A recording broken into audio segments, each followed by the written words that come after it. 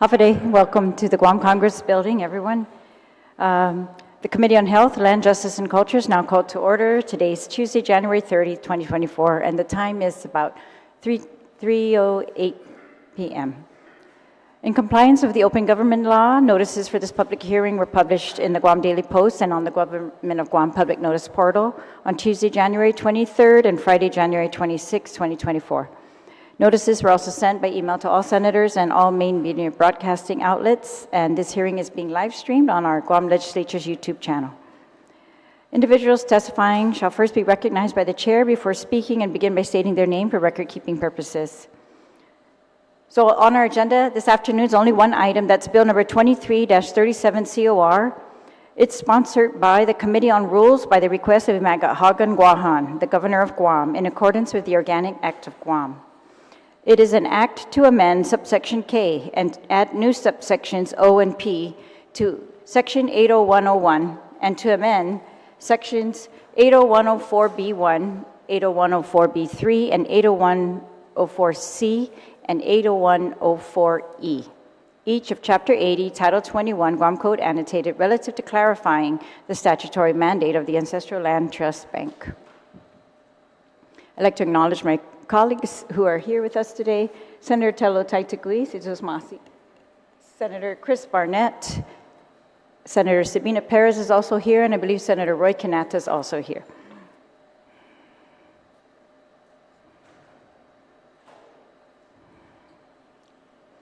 All right, so the goal of today's hearing is to discuss this bill. I want to try to ensure that the bill is clearly understood, and I want to allow another hearing for landowners to testify after we have discussed this, or they can testify today as well, but I want to allow an additional hearing for them to testify after they, maybe get a clearer understanding of what the bill does.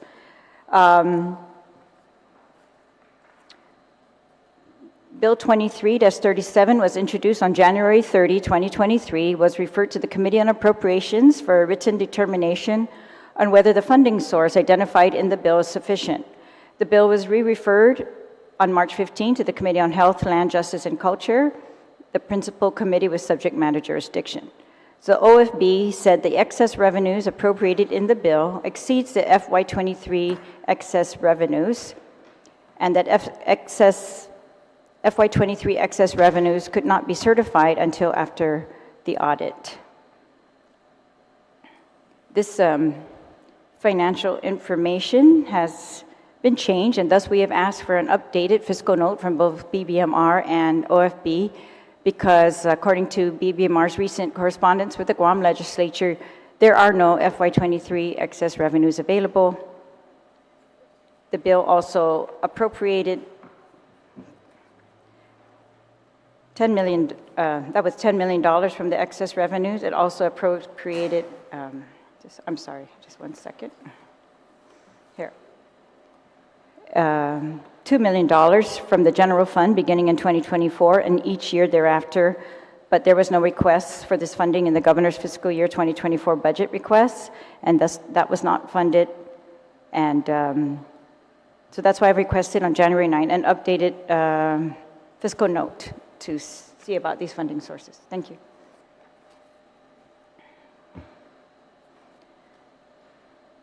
So current law mandates that the Guam Ancestral Lands Commission, when there is excess federal land returned to the government of Guam, that the Ancestral Lands Commission will return that land to the ancestral landowners.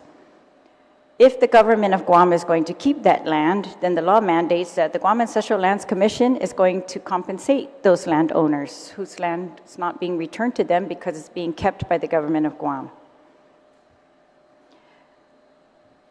The law currently says that, I'm going to refer to those as Class 1 claimants from during this hearing, and I think they're referred to that as that in the new bill.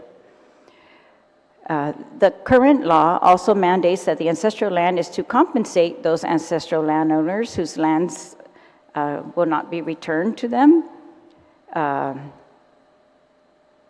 because they're retained by government of Guam.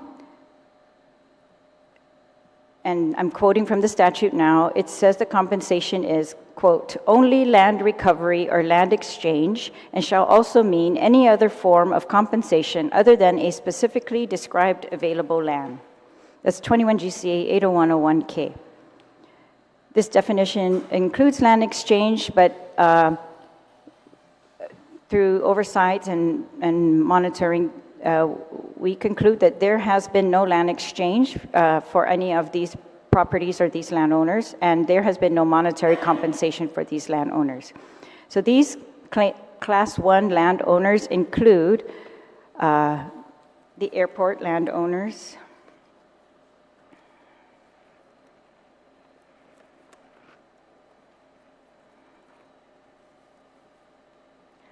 the Tizen landowners, the National Guard Radio Barrigada landowners, and there may be more because there are some transfers in progress, and I'm not sure the status of those, but if we could put up slides 4 and 5.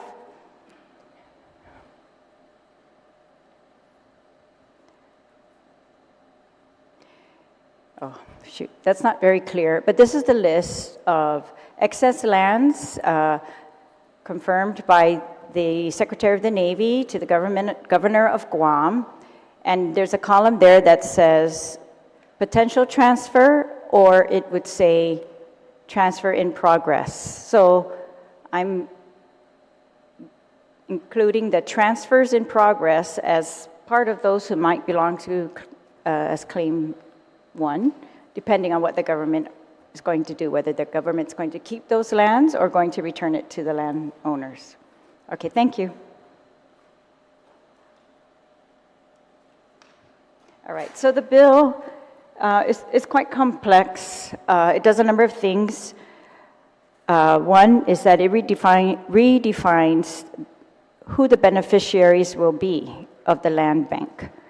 So the bill adds a Class 2 claimant, who are those whose ancestral lands likely will not be returned, or over which the government of Guam likely will not be granted control by the federal government in the foreseeable future. If we could put up slide 3. So we are, for purposes of our discussion, we are going to speculate that these lands that are currently under military bases will not be returned, for example. And so those might be the Class 2 claimants, lands that will not be returned to the government of Guam, thus will not be returned to the ancestral landowners, thus they become Class 2 claimants.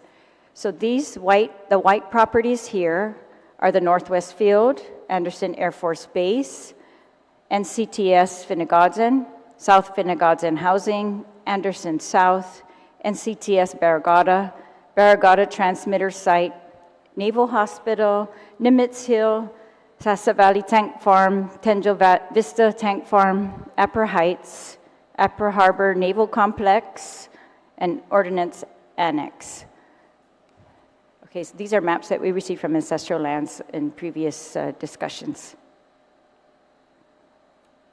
So again, Class 1 are those whose lands returned as excess lands by the federal government after 1999 to the government of Guam and retained by the government of Guam.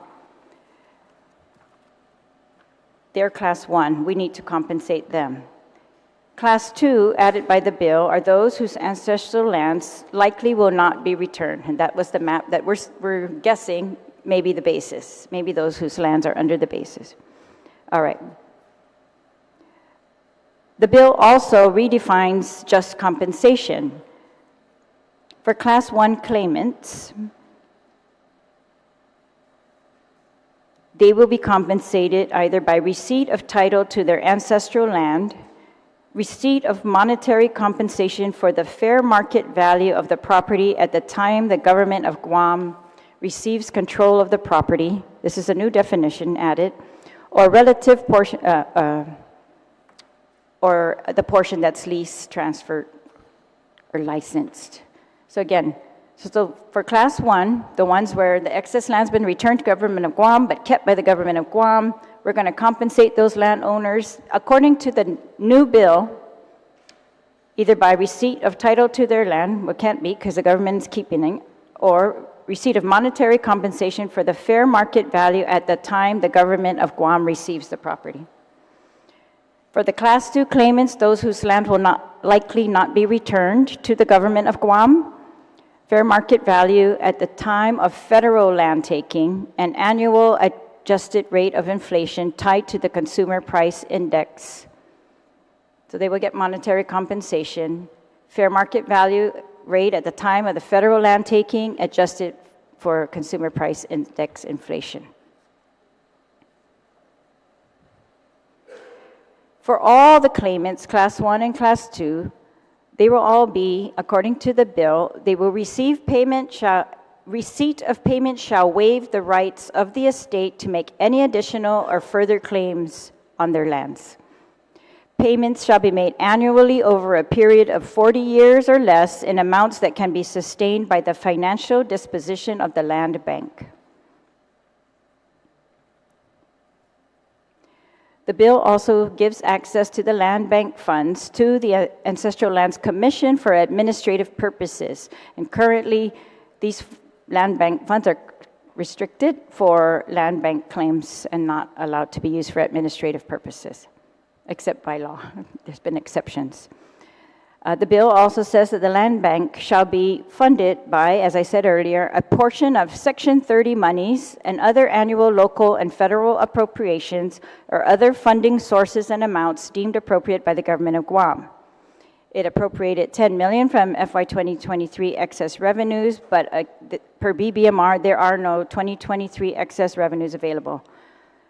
It appropriates $2 million from the general fund beginning in 2024 and each fiscal year thereafter, but that request was not included in the fiscal year 2024 governor's budget request. So we requested an updated fiscal note. The bill also redefines the time frame for land takings from U.S. taking on or after January 1, 1930 to U.S. taking on or after December 7, 1941. Other provisions are in the bill to align these changes throughout the title. All right, if we could just put up slide number 1. This is just a summary from our recent oversight with the Ancestral Lands. They told us they had 6,196 acres returned to the Ancestral Lands Commission. 1,888 of that have been deemed Crown lands, so they remain in the Guam Ancestral Lands inventory. 77 acres of that has been leased. 4,308 acres have been returned to the ancestral landowners pursuant to the original law. 1,659.91 acres remain unclaimed, but these are pending return. So the Ancestral Lands Commission has been publishing in the newspaper. They're trying to get people to contact them to claim these lots. So these are pending. But they should be going to the ancestral landowners. So because the bill extends the beneficiaries, so it's a very big change, I asked BBMR and the Ancestral Lands Commission to help me to, so in April 2023, I sent letters to them asking for, what this impact of this would be on taxpayers or on our general funds or all the other funds suggested, like Section 30. So we wanted to know the details of how many claimants are in each of those classes. So Ancestral Lands on April 17, 2023 stated that they were unable to determine the total amount of fair market value of the properties that likely will not be returned, since many of these properties are unknown to them at the time. The appraisals are needed for properties that were returned but kept by the government of Guam and will most likely not be returned. So that appraisals are still needed for those who are even the existing beneficiaries. Fair market value at the time when GovGuam received control of the property of those lots that were returned to GovGuam but retained for public use. GALC was not aware of any appraisals that were conducted for those properties under BRAC. For properties returned under Public Law 103-339, that public law required the U.S. GSA to conduct appraisals of the properties to be transferred. However, in April, GALC said they did not have copies of those appraisals.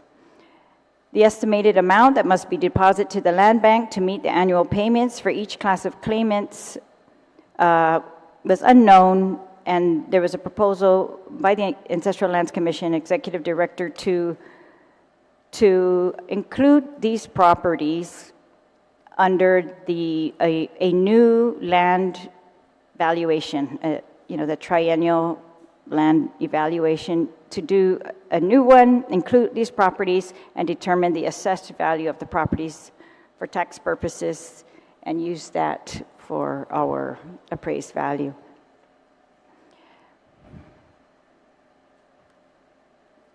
As of the November 1st, 2023 oversight hearing, Ancestral Lands Commission testified it had over $16 million in the land bank. Also testified there were 3,000 plus lots retained by the federal government. That's how many under those bases that we're estimating. And that the lands kept by the government of Guam include the Tizen, the National Guard, and there were other parcels. Here it is.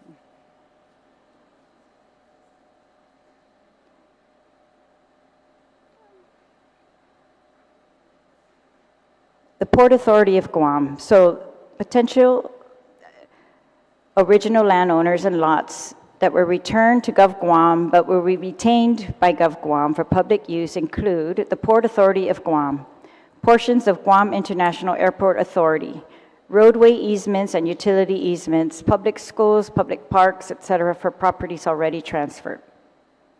Those potential original landowners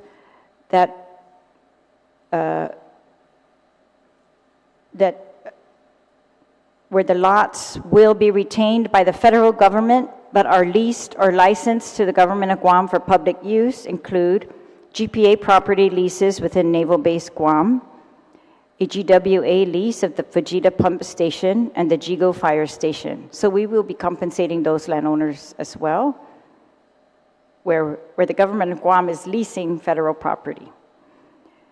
And the potential land owners and lots referenced in the bill that will be retained by the federal government and unlikely to be returned. If we could just put up map number 3 again, very quickly.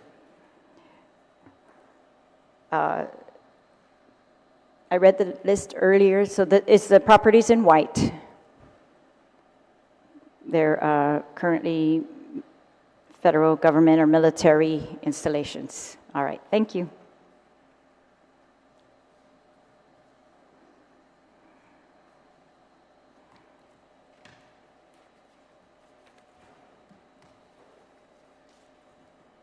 All right, so there have been this problem. We have not compensated the beneficiaries of the current law, and this has been a recurring finding in the audit since 2012 at least. That's what the OPA has said. And there have been some back and forth between the Commission and the Legislature and the Attorney General's, and thank you for the representatives of the Attorney General's office who are here today. Different suggestions of how to resolve these issues. In 2017, the Commission drafted rules and regulations in accordance with the Administrative Adjudication Law for the distribution of land bank funds for the extinguishment of claims and awarding just compensation to the beneficiaries under our current law. But these Attorney General Elizabeth Barrett Anderson issued a review of the proposed rules and regulations, which stated, quote, "We are unable to approve the rules as submitted because they impermissibly contradict existing statutes." In addition, the Commission did not include an economic impact statement as required by 5 GCA 93101E.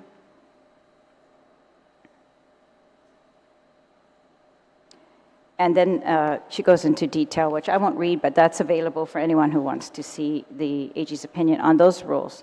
But this bill does not necessarily mirror those proposed rules either, right? So there's been other proposals. There was a 2017 resolution by the Guam Ancestral Lands Commission requesting that legislation be enacted, providing definitive clarity to 21 GCA Chapter 80 in determining just compensation for those dispossessed ancestral landowners as described in the AG's letter.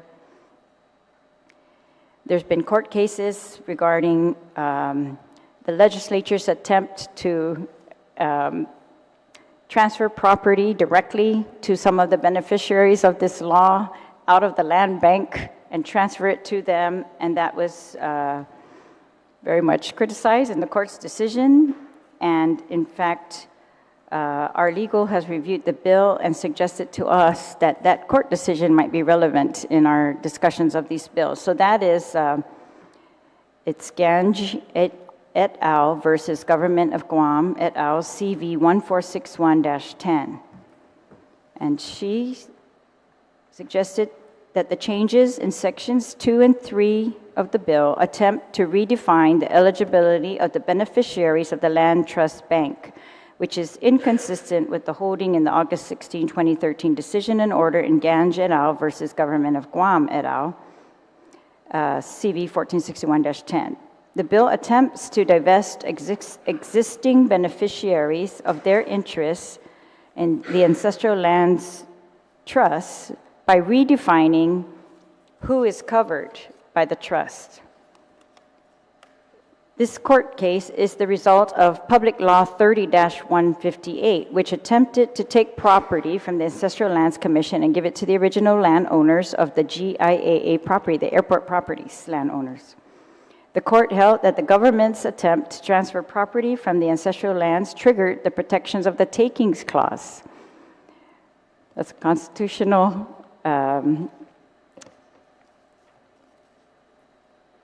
therefore violation of the Constitution, that the ancestral lands owners, beneficiaries of the trust, had property rights to the land bank inventory, and taking that out was a violation of, it's taking from them.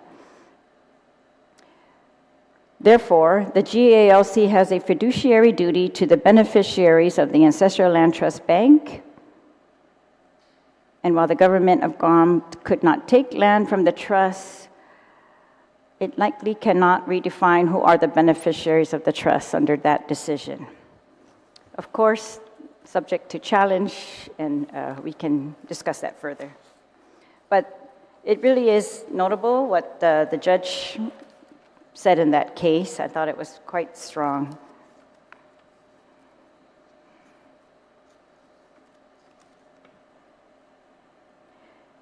The judge held that the government severely misapprehends the spirit of the law creating the land bank trust and designating its beneficiaries. He further states that the special relationship and connection between the plaintiffs and the trust lands is undeniable. It is a connection born out of the grave injustices suffered by the plaintiffs and their ancestors at the hands of previous governments that have exercised dominion over Guam throughout its history, and in particular, the special injustice suffered by these individuals due to the continuing public benefit use of the properties seized from their ancestors. Continuing use which, absent the operation of the trust, would work to deny them any remedy for the uncompensated historical takings. The legislature's enactment of 21 GCA 80104E was an acknowledgement of this connection and an embodiment of its intent to restore the connection of the Chamorro people to their ancestral lands. It is imperative to clarify that the Guam Ancestral Lands Commission functions as a steward of these lands, holding legal title but bound by law to administer them in the best interest of dispossessed ancestral landowners. The court dismisses the notion that GALC's stewardship renders the land's public assets subject to legislative repurposing.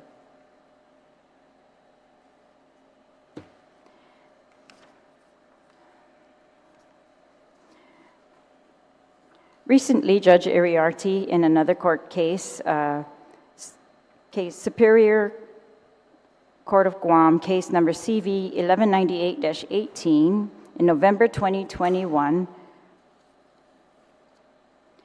between Government of Guam, Guam Waterworks, had motions for summary judgment.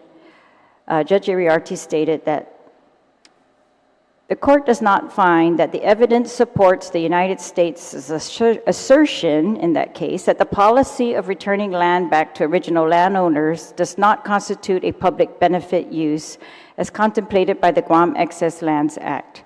First, while the United States point to the United States Senate report on the Guam Ancestral Lands Act, which states that it does not intend public benefit use to include returning land to original landowners, the text of the Guam Ancestral Lands Act does not include language to that effect.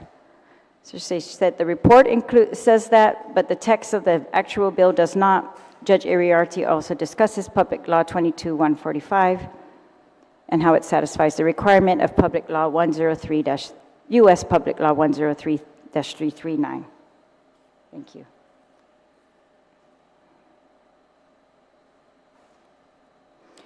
In January 2021, the legislature also received a request to introduce legislation that removed the language that just compensation would not extinguish a claim and recommend a mechanism for continuing payments. Perpetual compensation to those dispossessed claimants whose ancestral lands are under public use until their ancestral lands were returned. That's not what is in this bill either. Okay, so I hope I didn't confuse anyone further. I hope that clarified a little bit of things. I know that we'll hear from the ancestral lands and other people who will also hope to clarify a little bit more. So I'm going to now invite testimony. I know that we have the Executive Director of the Guam Ancestral Lands Commission and the board members, the commission members, if you'd like to testify. I know the chairman is here, Mr. Ron Clavea, Mr. Ron Laguatnia. Any other members, please.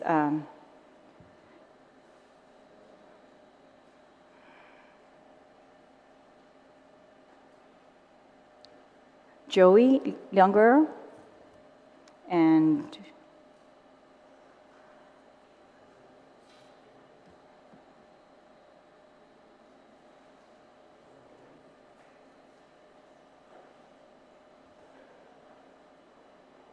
okay, and then I think we can fit, if they're willing. We also have from the Attorney General's office signed up to testify Joseph Guthrie, and we have Mel Mendiola from GIDA. And the rest have not indicated that they want to provide oral testimony. Is there anyone else who would like to provide oral testimony? All right.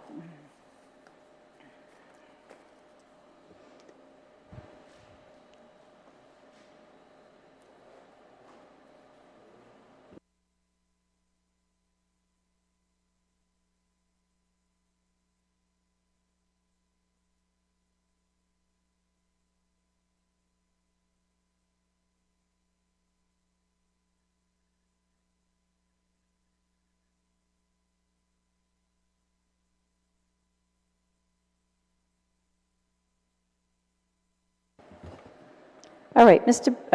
Executive Director Birch, or Mr. Clavea, the chairperson?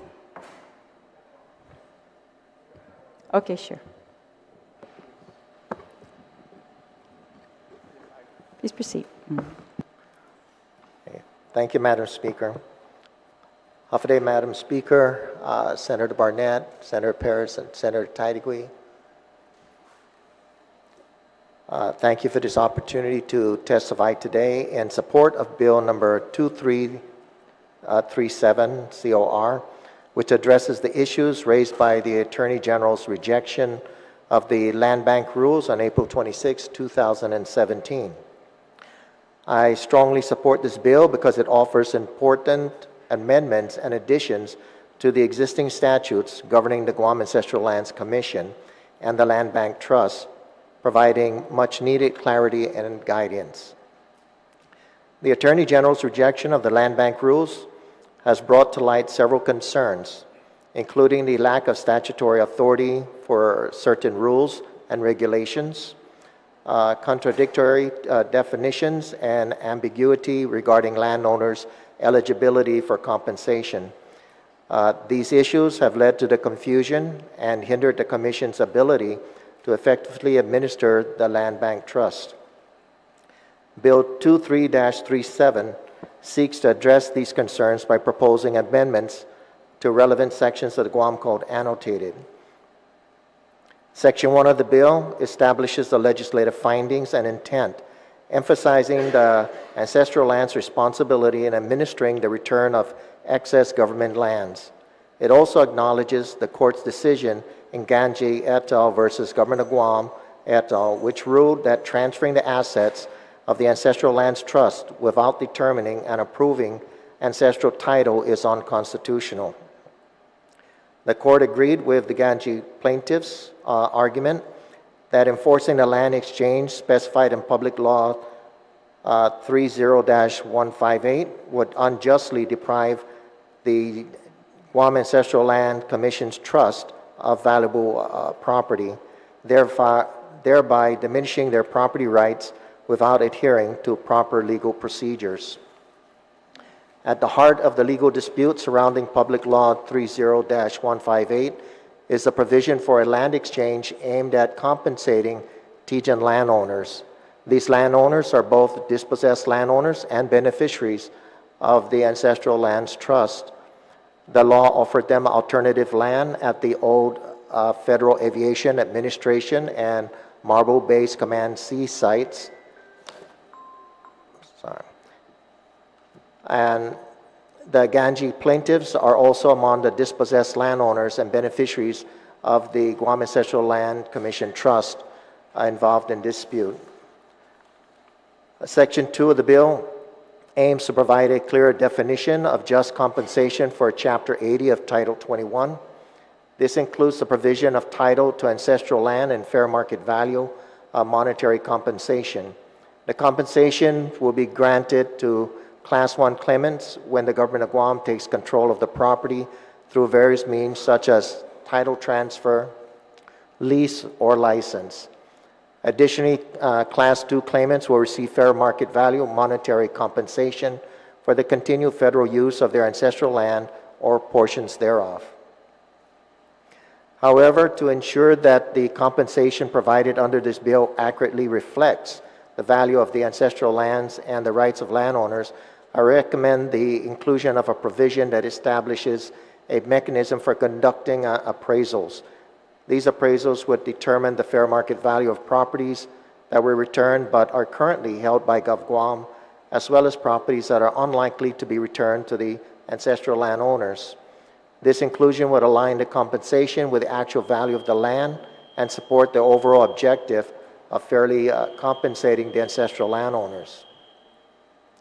Section 3 of the bill introduces a new subsection that's old subsection 8010 of Chapter 80, Title 21, establishing two distinct classes of dispossessed landowners eligible for compensation from the land bank. Class 1 claimants are individuals whose ancestral lands were returned by the federal government to Guam, but retained by Guam for an existing public use. This class also includes individuals whose ancestral lands will be retained by Guam for public beneficial use, as well as those whose ancestral lands are retained by the federal government but leased or licensed for use by Gov Guam for public beneficial purposes. Class 2 claimants encompass individuals and ancestral lands that are deemed unlikely to be returned or are not expected to come under Guam's control from the federal government in the foreseeable future. Section 4 of the bill adds a new subsection P to subsection 80101, Chapter 80, Title 21, introducing the Land Bank Trust Fund, which is established by subsection 80104E of Chapter 80, Title 21. The Land Bank Trust Fund is responsible for managing the assets and revenues of the land bank, providing a clear definition for this purpose. Section 5 introduces significant changes to the funding mechanisms of the Land Bank under subsection 80104E. These changes include appropriations, reimbursements, and the establishment of financial memorandums of understanding, those are MOUs, with government agencies that utilize ancestral property. The bill proposes allocating a portion of the Section 30 monies received by the government of Guam, as well as other local and federal appropriations or approved funding sources to the Land Bank. Additionally, the bill designates $10 million from fiscal year 2023 excess revenues to the Land Bank Trust Fund. Moreover, starting in fiscal year 2024, there will be an annual allocation of $2 million from the general fund to the trust fund. These provisions aim to enhance the financial resources of the Land Bank and ensure its effective operation. Section 6 of the bill updates the timeline for addressing requests from ancestral land claimants seeking resolution. The amendment brings the cutoff date forward to more recent dates, addressing cases where the land was taken by the United States on or after December 7, 1941, or by the government of Guam on or after August 1950. This amendment reflects the need to consider more recent historical events and circumstances. Section 7 of the bill empowers the Commission to decide on fees and materials needed for claim applicants. However, it does not explicitly state that these fees and materials will be waived for claimants who are unable to afford them. So I would recommend considering an amendment to clarify that the Commission has the discretion to waive fees and materials for claimants who demonstrate financial hardship. Section 8 of the bill outlines the four-step process for extinguishing ancestral land claims, awarding just compensation, and recording ancestral land titles. The process includes filling an ancestral claim, submitting an ancestral title and compensation application, conditional award of just compensation, and extinguishment of the ancestral land claim. This information in this section is already included in my previous testimony, or my testimony above. In conclusion, Bill 2337 COR provides much needed clarity and guidance regarding the statutory mandate of the Ancestral Land Trust Bank by addressing the concerns raised by the Attorney General's rejection of the Land Bank rules. This bill ensures that the Guam Ancestral Land Commission can effectively administer and provide just compensation. So I urge the committee to support and pass Bill 2337 COR. These amendments and additions to existing statutes will serve the best interests of the people of Guam and contribute to a fair and equitable resolution of the long-standing ancestral land issues. Undankluna sususmasi. Sususmasi. Mr. Birch. Mr. Arclavea. Madam Speaker, Senators. My name is Ron Arclavea. I'm from the village of Jonia, and I am the chairman of the Ancestral Lands Commission. I have mixed feelings about today. I feel good about finally addressing the rules and regulations of the agency that we've been struggling with for many years. I do have some support for the bill, but there's some sections of the bill I have a lot of reservations on. For instance, I do find some issues with, still find problems now as opposed to before regarding who the beneficiaries of the trust should be. It seems apparent to me now, although I had different takes on it. At first I thought everybody, class 1, class 2. Then I switched to just class 1, which is the government of Guam properties that you kept. And then I switched back to having class 1 and class 2. At this stage of the game, I feel that, it's not a game, it's a serious matter. I believe just looking at the intent of the enabling legislation for the Ancestral Lands Commission, it seems to me and appears to me that their intention was basically the government of Guam properties that you've kept. It seems only fair, considering the fact that there was two injustices, somewhat, the federal government land taking and then the government of Guam land takings. In my opinion, it should have gone to the landowners first, and then the government of Guam should have dealt with them.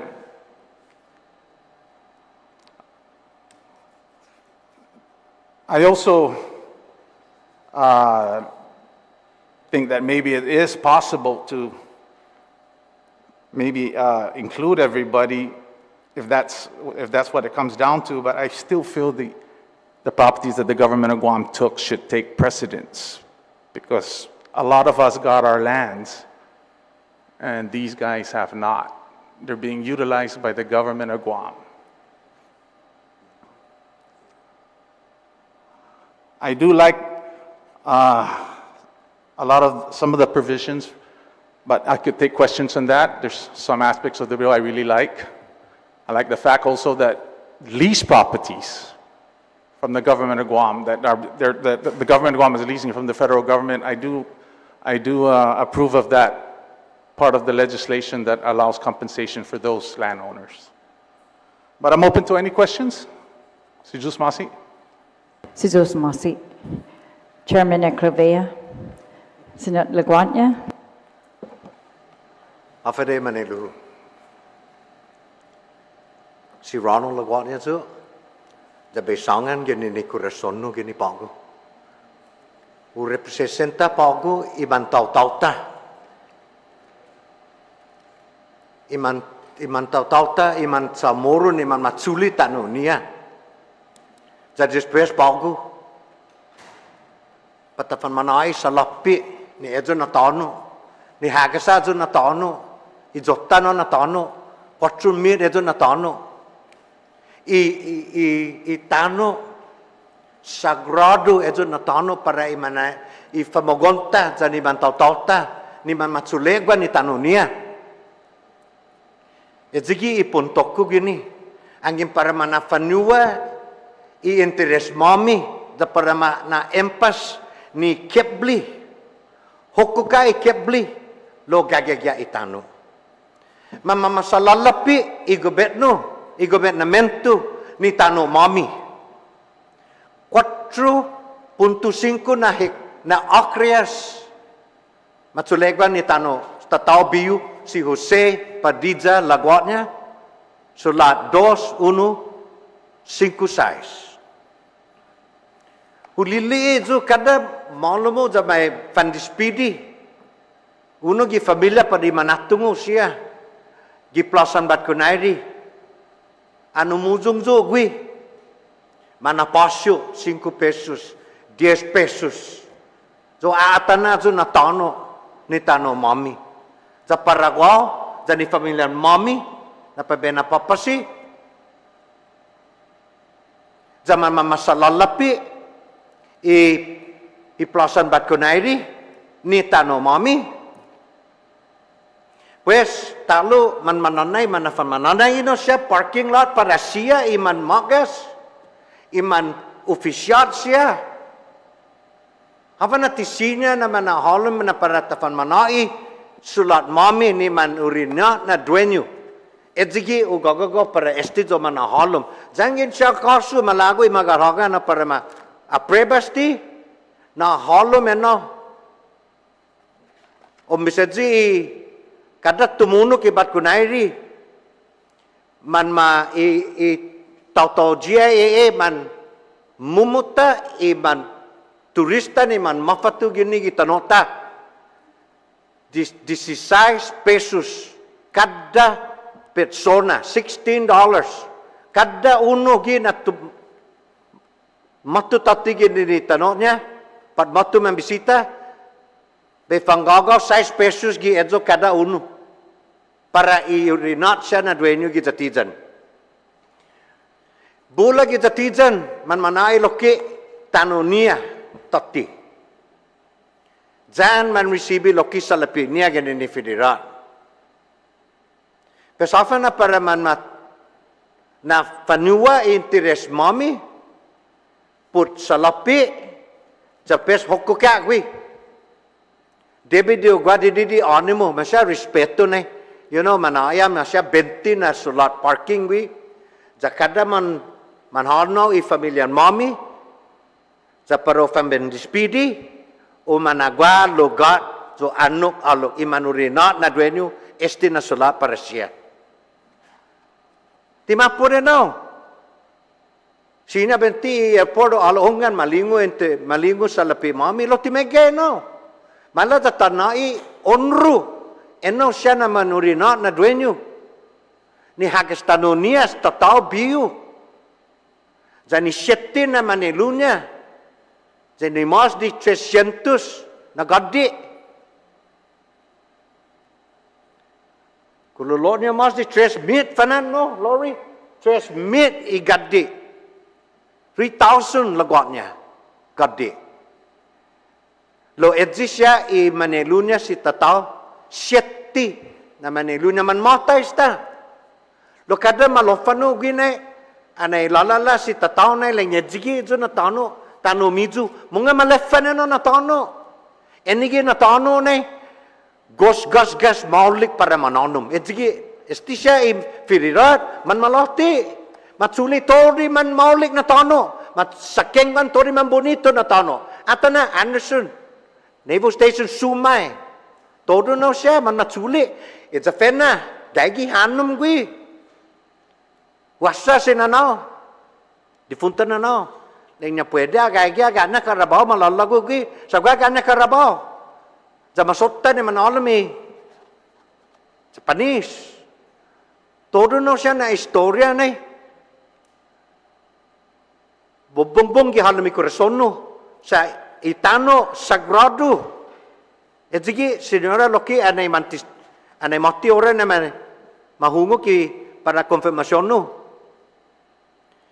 basta hit magay man bendi tano basta hit man nai tano ta protehi tano basta hit tanasaga giman tautauta angin siya inutti marianas matsogi gitegwi hapa na tisinya it eza potoko gini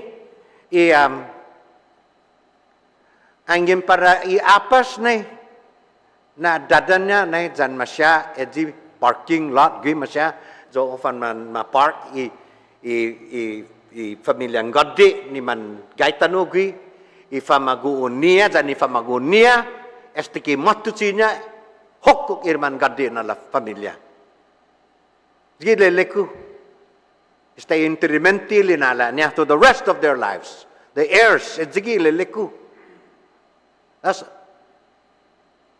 sacred lands na in English talo basta resta jujuti in English sa kay spiritu ki lingua hita tana mamay piu talo ju pabehasus tao tani manilunya sta gialatsa na matay siyang kugoro lengnya boy tamu papara kaya loki primao gini Tadastan itu siya hamya pagu na generasyon. Pues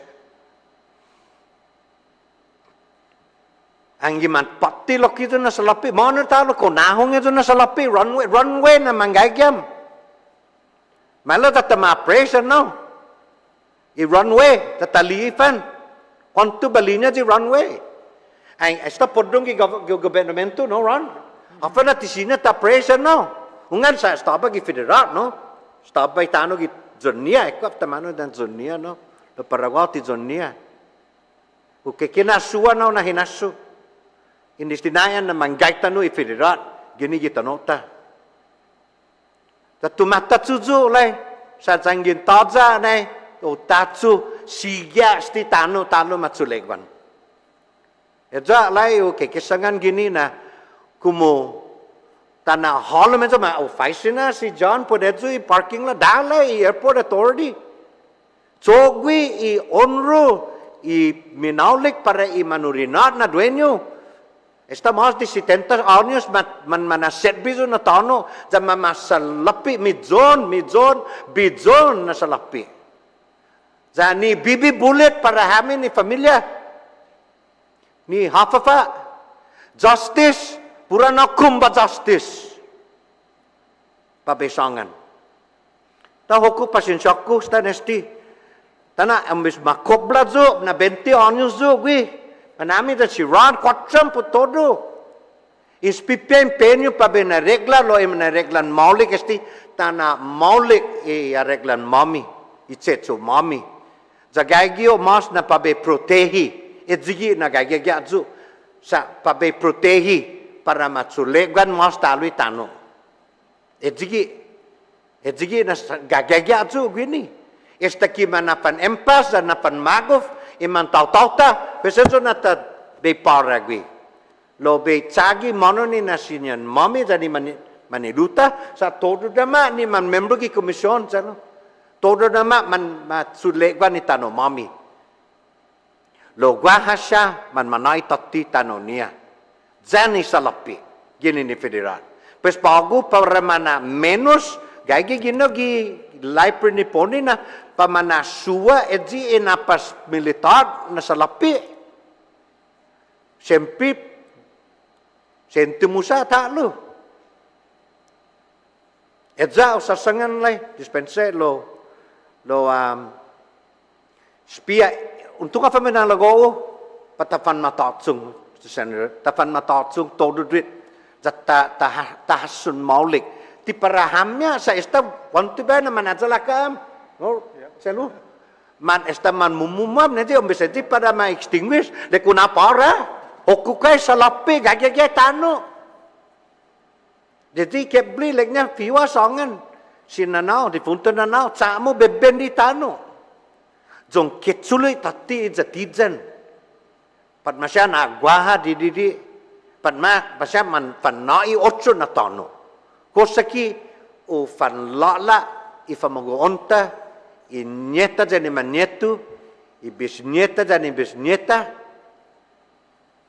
jo manta i gaddi familya gaddi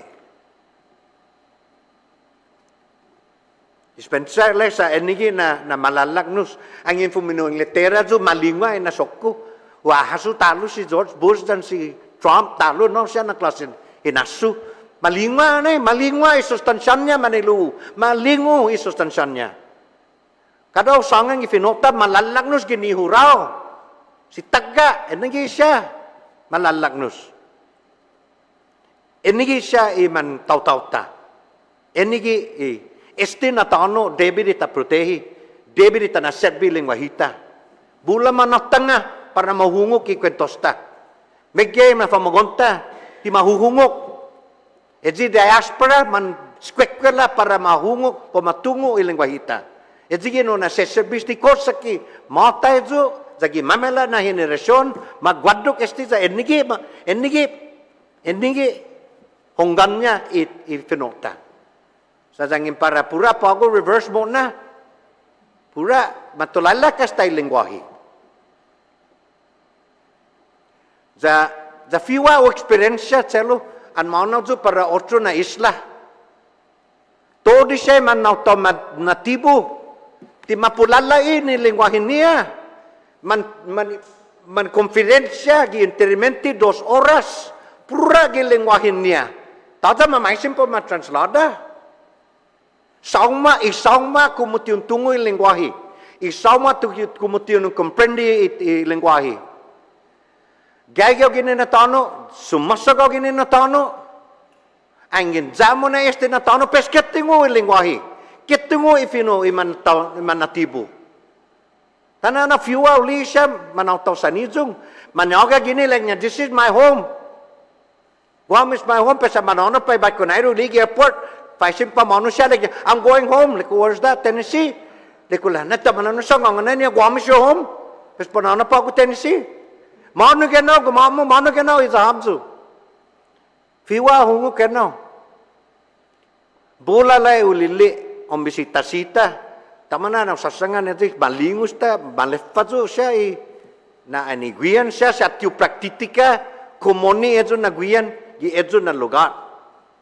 Bula hinenyo, bula finababa, man hokukit selo man hokukit man matayit tamam hokukit jay man auto sanijung siya sempre lamon nestiin sagrado na tono isisita tafanatsu ja udisesya loki speaker na gaigi no ge jog ogu loki hunga gaigi ge jog senador kontor ge jog telu anu ka tunga pana anu ge jamju samanggai yam ju gwini ye gai yaw gwini peron hungukam lo ejigi ke na gagahu patafan matatsung na ji round table mala na tafan matatsung jata tata jalaka sti tata laknu story hapasya afanai mon maulik mas maulik kosaki todo man satisfetsu kon todo ji sai class 2 lo masnya igo betnu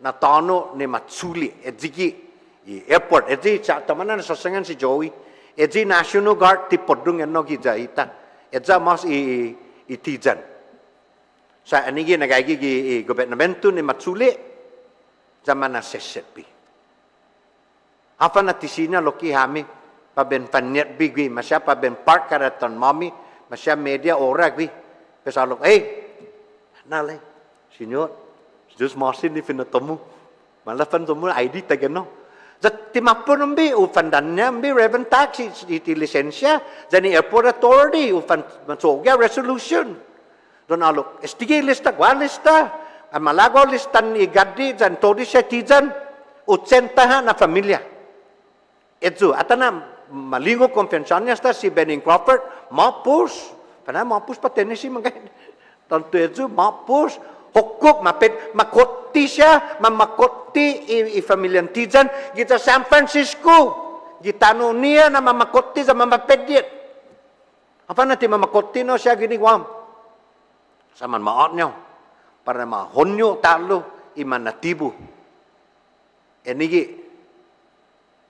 pesedza lai ipuntokun na kumusinya no angin zangin siyang kosu put siyang kosu malofanesti na holo meni pada masyarakat Guåhan ay alok lami sa gaisin niya hit gini airport ti patafa park gini tanah ti sokwai di tanah zumbi pues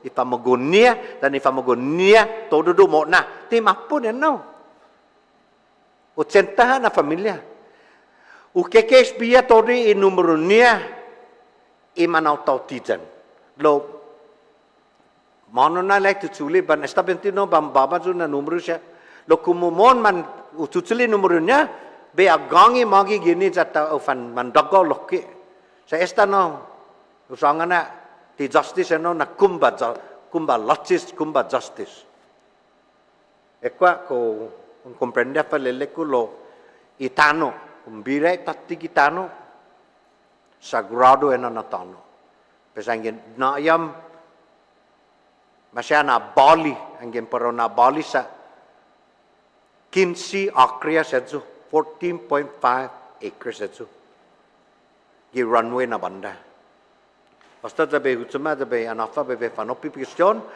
saina tapanita mo na gini dolaramon na mandannya hit data tsogi minaulik para imanauton natibo. Situs masih. Situs masih senyor kuatnya.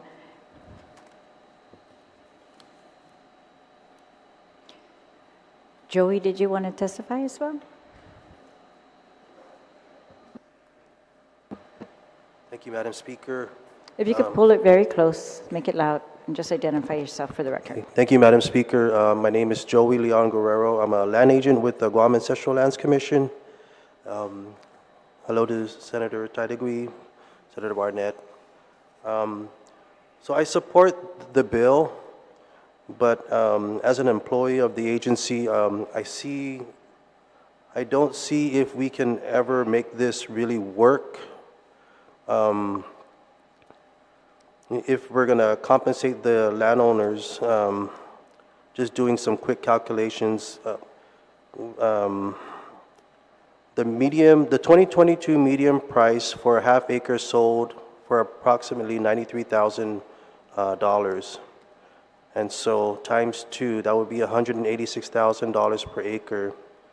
With the Tizen lands, there's approximately 1,600 acres that were kept by the airport. And so if we calculate that, that would come up to about $308 million.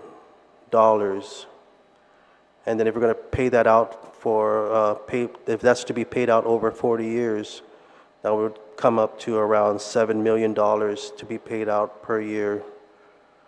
So I think maybe we can also include in the bill to include, again, I don't know if we took it off, but include a land exchange, the option for a land exchange. And then I also wanted to correct a statement I said about the, in the previous hearings about the National Guard, if I may. So Lot Radio Barrigada A-5, the Guam National Guard Readiness Center. During the federal screening process, the National Guard Bureau requested an interagency transfer of base closure property on Guam. Navy plans to transfer about 50 acres located in Barrigada to the National Guard Bureau for use in training and training activities and construction of additional facilities to support the Guam Army National Guard. This property consists of about 24 acres currently leased to the Guam Army National Guard, an additional 26 acres contiguous to the 24-acre site. So since the transfer was an interagency transfer, federal to federal, we will remove this from the excess lands registry. This will also include Lot Radio Barrigada A-4. So just to correct my previous statements and previous hearings, I think we would need to remove the Guam National Guard Readiness Center. But we will now include Route 1 and Route 4 as beneficiaries since those properties were transferred in 2012, and those are lands that we cannot return back to families because these are currently roads that are being used by the public. So that would be for the Class 1 claimants.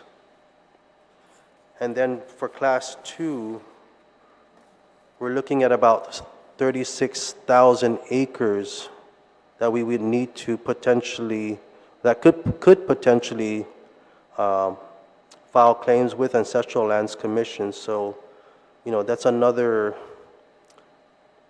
huge amount of compensation that we need to look at. And, so again, I support the intent of this bill, but I really don't think that we can make this work. Not in our lifetimes, not in 100 lifetimes. So, again, for my recommendation, I think again, include possible land exchange with Chamorro Land Trust property, though, not ancestral lands. Since Chamorro Land Trust was created to, as I guess, not created, but it's the avenue where landowners whose lands were condemned when the federal government condemned these lands and then they returned excess lands to GovGuam, they had the first opportunity to, I guess, those landowners whose lands were condemned, they had the first opportunity to, I guess, get land leases or arrendos. And I think that's the way Chamorro Land Trust is interpreting the law, that these landowners whose lands were condemned, they are the only people that can qualify for Chamorro Land Trust. So seeing it that way, I think it's best to offer them either leases or land exchange with Chamorro Land Trust. That way we can extinguish their claims.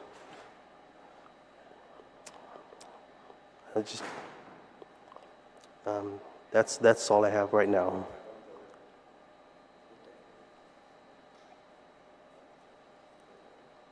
Okay, Joey, since your testimony is not in writing, Yes, do you ma'am. mind repeating the numbers? The total acreage for Tizen landowners? So what I approximated was 1,660 acres. All right, at 308 million if it's half an acre for 90,000. Yeah, so at half an acre, the 2022 median price was 93,000, and so I multiplied that times 2. That came up to $186,000 per acre. So 186,000 times 1,660 acres was $308,760,000. Okay, and you calculated over 40 years, that would be $7 million a year. Yes, we would need to pay $7 million per year, and we don't generate that much income on our leases. We don't even get close to that, so we wouldn't be able to And then achieve that goal. Right, and remove from this class of claimants any of the National Guard Radio Barrigada properties that I mentioned earlier. Yes, ma'am. Okay, and then do you agree that these properties are also included in Class 1, the Port Authority of Guam? No. You said some roadways returned in 2004? 2012, Oh, Route 12? 1 and Route 4, but not all of Route 1 was returned. Route 1, there was previous transfers of Okay. Route 1. So only the ones returned in 2012? Yes, ma'am. Route 1 and Route 4. Utility easements, There hasn't been any utility easements. public schools? Those were prior to the Prior. creation of ancestral land. So Right. if we're going with the current interpretation of the law, then we should not include that as a Class All right. 1. Public parks? Not if it was transferred prior to Okay. 1999. All right, well, thank you, because I've been asking for a finite number, and you're giving us finite number, and you actually gave us a finite number for the Class 2 as well, 36,000 acres. So what did you include there? So that's basically on the graphic that you showed on the Yes. screen. Those were the acres All right. that the federal government is still holding on to. Okay, Fena, Sumai, all Yes, included. yes. Eagles Field, Eagles Field. all right. Okay, thank you very much. Thank you. We have the Attorney General's office and Gita. Maybe, Gita, you want to go? Thank you. I do have a quick PowerPoint for you, ma'am. All right. So maybe while okay, great. So as we get this queued up, Hafa and good afternoon, Madam Speaker, members of the committee. My name is Melanie Mendiola. I'm the Administrator and CEO of the Guam Economic Development Authority. I'd like to begin by expressing just how happy I am to be here today to continue to move this process forward. Gita has served as the land agent on certain designated parcels of the Guam Ancestral Lands Commission. We also help them with their investments. So once the money is deposited into the land bank, it's invested, and we help them form an investment committee over the last year so that we can ensure that these assets continue to grow. So eventually, when they're paid out, we can pay it out as quickly and as seamlessly as possible. Just my personal background, much of the research that I've done in my time in personal finance and financial planning will tell you that creation of wealth starts with an asset. And the number one asset for most people across the United States is real estate. So I personally see this as a key to many Chamorros for starting or continuing their journey towards sustainability and economic independence.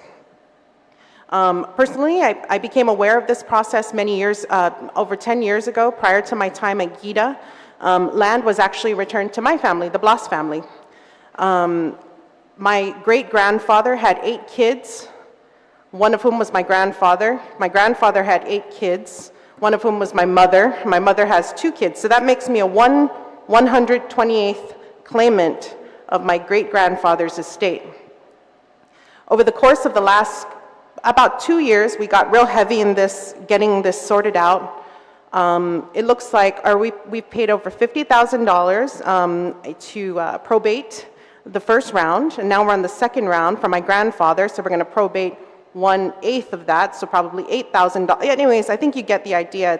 It's the way I see it, we're one of the lucky ones who received our land back, but even then, the process is extremely arduous. Multiple members of the generations before me, including my mom, have passed away. I never met my grandfather. I've never met my great-grandfather. I don't have that sacred feeling that Senor Guåhan mentioned earlier when he sees the land. I'm too far removed. So, however, someday, if I get a piece of this land, I may walk away with money in my pocket, not enough to buy a plot of land or buy a home or build a home. Thankfully, I already have one. But it'll leave my 2 little girls better off, and maybe I can use it to seed their college fund or make their lives better. But most ultimately, return, hopefully build some kind of invest in the Tsumoros, in the people of Guam, and the original owners of this land and the beneficiaries. So with that personal story, I wanted to go ahead and kick off my PowerPoint, which is much more numbers heavy and not as much heart, okay? I did want to give you a chronology of what Gita's been working on to support this project. Next slide. So on March 22nd, 2022, Governor Leon Guerrero and Lieutenant Governor Tenorio met with over 30 ancestral owners of Eagles Field and their representatives. This is when Gita first became involved in understanding the land return process. We were talking about the medical campus site selection. We talked about what ancestral owners were hoping to do, to achieve. We were getting their feedback, and Gita was ordered to meet with the individual families within the next 6 or so weeks.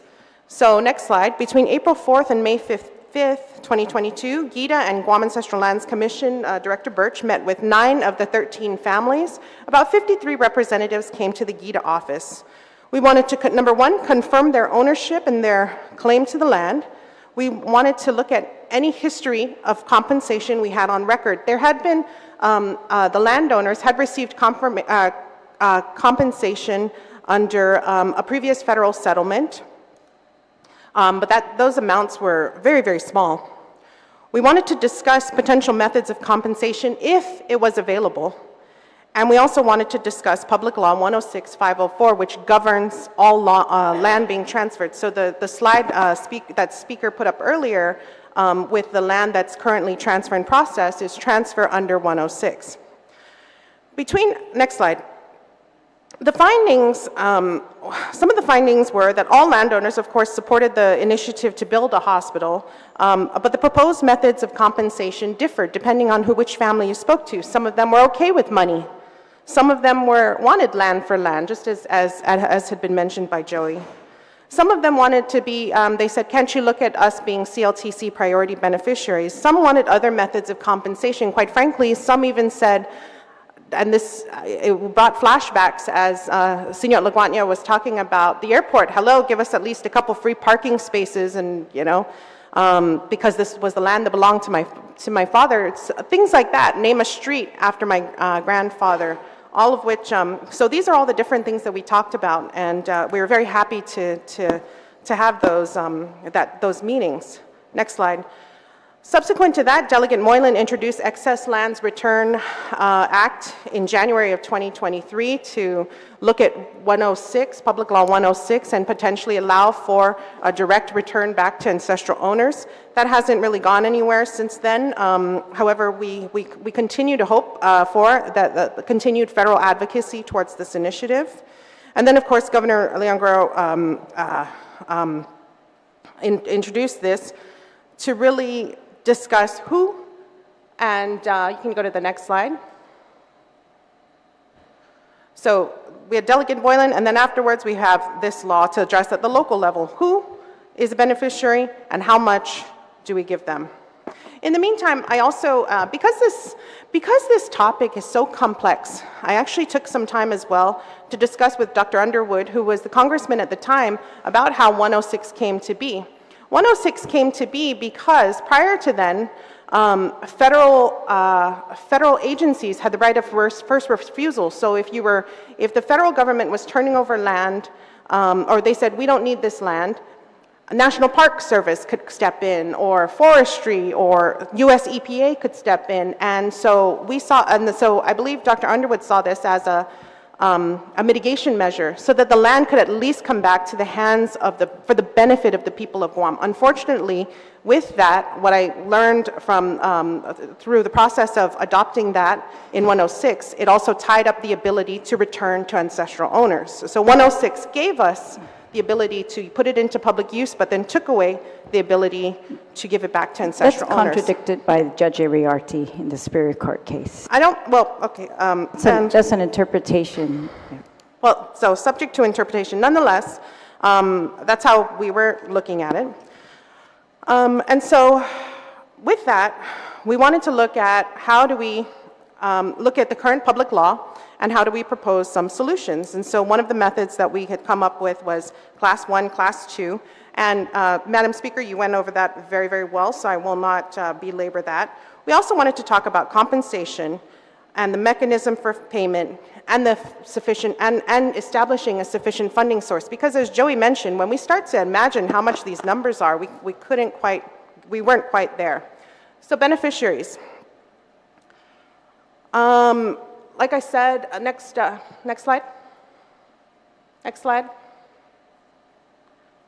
So beneficiaries, Class 1, those whose ancestral lands have been returned by the federal government but are clearly under public use. And Class 2, those whose ancestral lands will not likely be returned nor granted control by the government of Guam, by federal government. I think, like I said, you articulated that very well, so I won't go into that. So the way we were, I wanted to, next slide please. I wanted to kind of illustrate this. So you have a subject parcel, and the subject parcel either goes to Class 1 or Class 2. And then from there, valuation based on fair market value at the time of the transfer. So with regard to the airport authority, for example, at the time that the land was given to the airport authority in the 90s or whenever it was to expand the runway, what the fair market value was at that time, inflated by the CPI, which is the rate of inflation. Class 2, the remaining federal inventory, we were looking at. There's so many different ways to calculate this, and this is why it's so important that we're all here today. So next slide.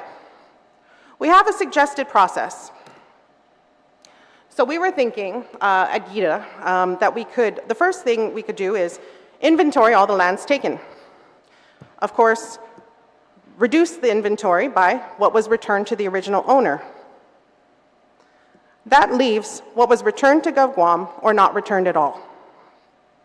We then create a survey to create and administer a survey to existing Guam Ancestral Lands Commission claimants to determine the method to extinguish claim among beneficiaries. Senor Laguana might want land exchange.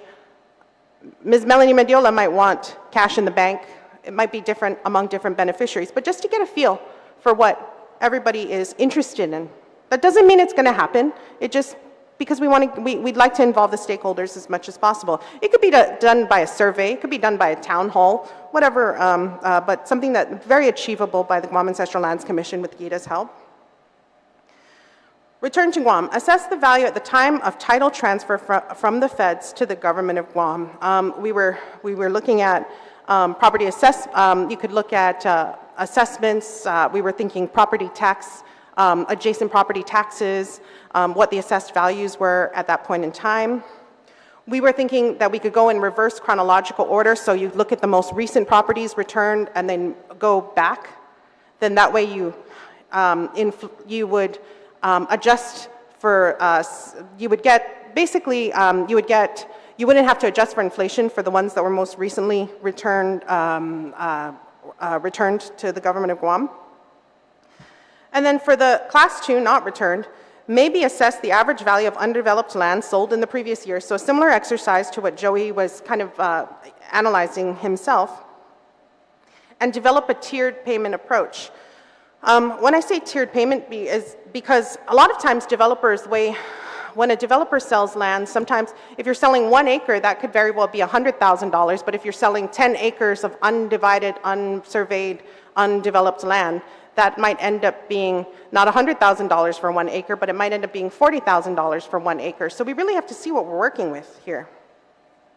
And then create a budget based on estimate payouts and create a payout time frame over the course of under 20 years, but we could potentially, because in the bill it says up to 40 years, but I think 20 years is a good amount to strive for.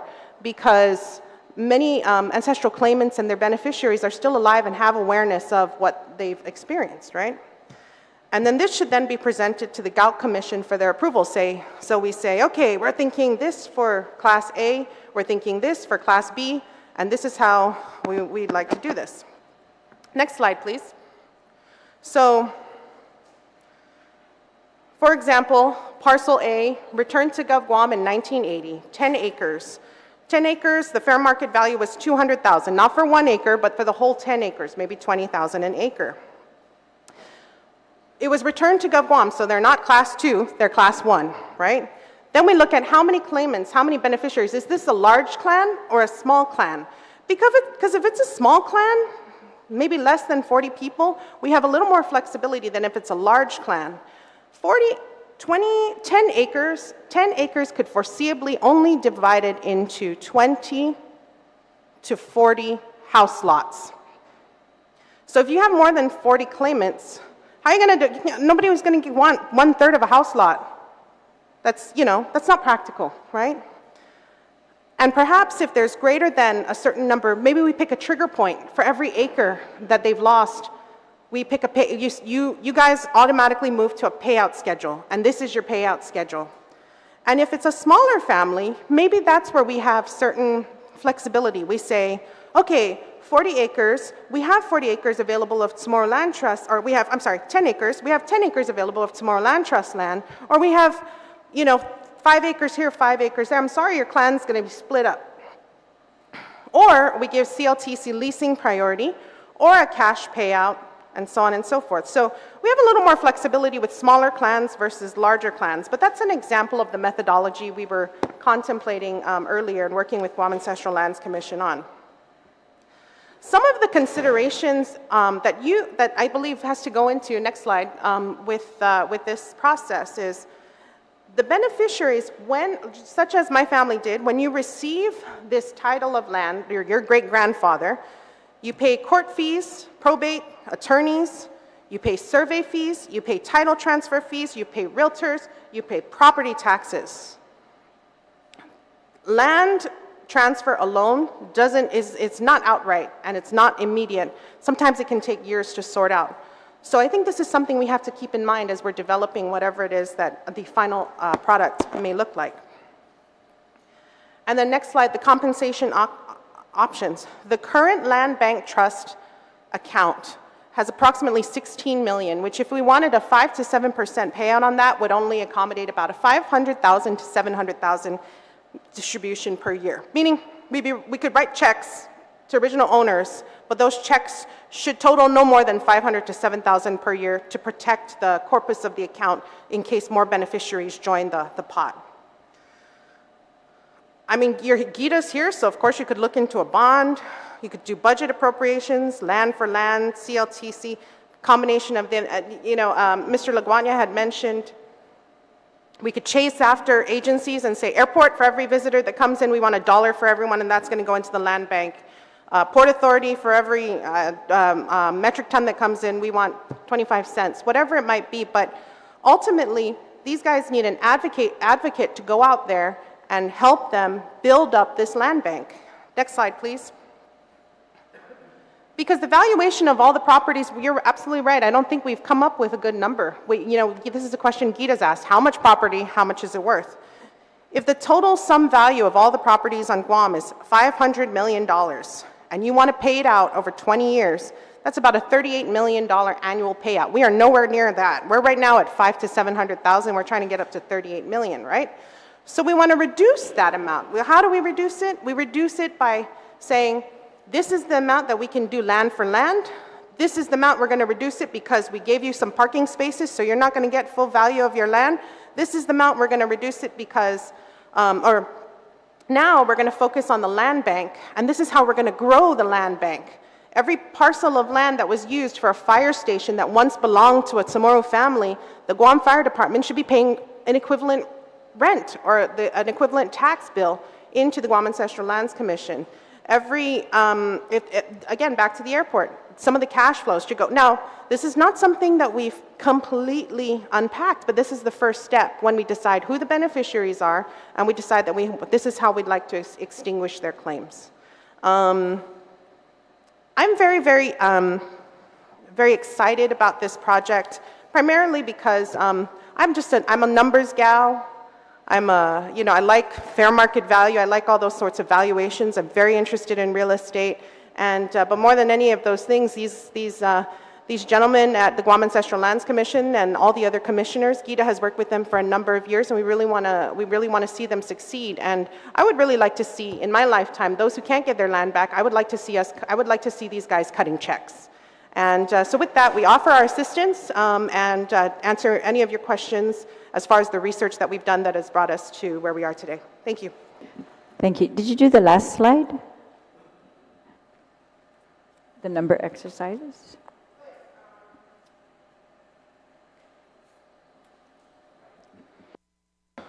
So I just did just a quick and dirty. If the valuation, so the first thing we want to look at is if we have, I'm going to throw out numbers there without much knowledge. If we have 1,000 acres, the first thing we want to do is look at how much of that can be given back land exchange-wise, CLTC or Guam Ancestral, that might not be better used for, it's really back to, so Chamorro Land Trust Commission, I think that Joey was absolutely right. The mission of Chamorro Land Trust Commission was for locals to be able to work the land and develop farms, but also for those who did not have land for home lots. So I think that's a good avenue. So the first thing you want to do is reduce the inventory of claimants, or reduce the number of claimants. But then from there, if we look at Guam Ancestral Lands Commission land itself and we say, this is the highest and best use is carving it up into house lots, then we do that. If the highest and best use is leasing it out to a hotel, we should do that. And because that cash flow can either feed the land bank trust so that the land bank trust can buy land it's really all about what the beneficiaries want. If the beneficiaries want land, we got to try for land. So if that's the case, we should try to generate money, generate cash, to go out and buy land to give to these beneficiaries. But if they want money, then maybe we can do a combination. Maybe we do money for certain, land for others. But I believe that what it's about is really about agreeing upon a fair methodology that compensates the ancestral owners, but also something that as stewards of the government purse, that you can be comfortable that you're not putting the government in a bad position because because you're paying out all these ancestral owners. So that's where, Gita's here to help you find that balance. Happy to help. And very excited and passionate about this project and getting it going. Thank you, Mel. Director, CEO, can you just please, on the last slide, what do these numbers represent? So these are just, I started just doing some numbers exercises. I said, if we find that the final valuation of properties that cannot be returned, so class 2 beneficiaries, if we say, or class 1, if the final valuation is $100 million and we want to pay it out over 10 years, then that's an annual payment of $11.4 million. If we want to pay it out over 20 years, that's $7.6 million. If the land valuation we come up with is $500 million, then over 10 years is $57 million, over 20 years is $38 million. Obviously, the longer out the period of time, the lower the payment could get, just like a mortgage, 15 years, 30 years. An annual payment of $11 million, you're saying, under your first example, over 10 years. That's correct, yes, ma'am. To cover $100 million in claims. All right, thank you. Yes, ma'am. Attorney General's office. Please turn on the microphone. Yes, my name is Joseph Guthrie. I am Chief Deputy Attorney General. at the Attorney General's office, and to my right is Sharon Rodriguez, who is a specialist in land. And we have reviewed the bill, particularly in light of the comments that were made the last time that the Attorney General's office visited this matter, which was when we reviewed some regulations that were promulgated, or not promulgated, but I said some draft regulations that were proposed by the commission. And the principal finding I think we found was that, and I quote, "No intelligible principle by which the commission can determine how the land bank funds are to be distributed." And in my review of the bill, I think that those two issues have been addressed. The issue of who is the beneficiaries, which has been addressed, and also the matter of the extinguishment of claims.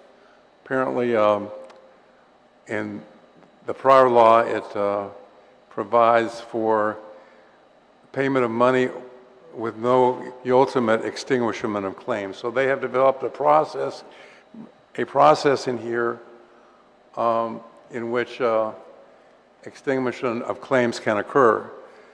One other thing I was interested in just on my own, when I was going through the bill, I noticed that there was no provision for land exchange.